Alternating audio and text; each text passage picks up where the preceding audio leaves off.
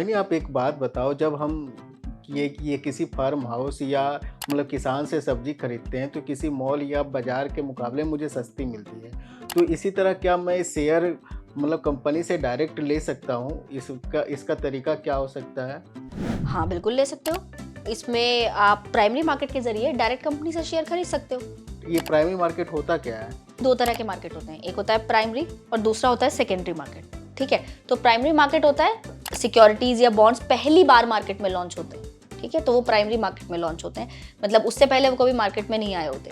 वो पहली बार आते हैं तो वो कंपनी या फिर और वो मेनली आते हैं आईपीओज़ के ज़रिए। तो जो आईपीओज़ के ज़रिए कंपनी की लिस्ट होती है, उसमें क्या होता है कि कंपनी अपने को शेयर बेच रही होती है निवेशकों को, और उन शेयरों के बदले निवेशक उन्हें पैसा दे रहे होते हैं। तो वो डीलिंग सिर्फ इतनी होती है कि उससे पहले वो जो शेयर हैं वो मार्केट में कभी ट्रेड ही नहीं हुए। वो पहली बार मार्केट में आए हैं, वो आईपीओ के जरिए आए, लॉट साइज निवेशक उससे डायरेक्ट खरीदते हैं, तो आपको डायरेक्ट वो अलॉट हो जाते हैं कंपनी के जरिए।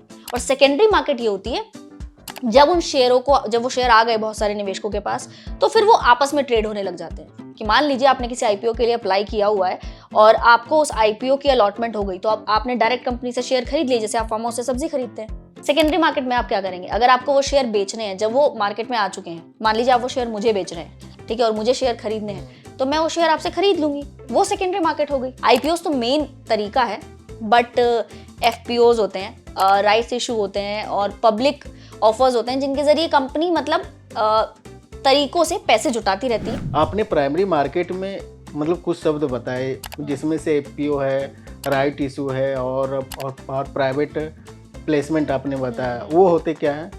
एक्चुअली जो एफपीओ होता है वो फॉलो ऑन पब्लिक ऑफर होता है। मतलब कि कंपनी को मान लीजिए थोड़े टाइम बाद दोबारा कंपनी पैसे जुटाना चाहती है, तो कंपनी कुछ और शेयर लेके मार्केट में आती है और उनको निवेशकों को बेच देती है, ठीक है? वो फॉलो ऑन पब्लिक ऑफर हो गया।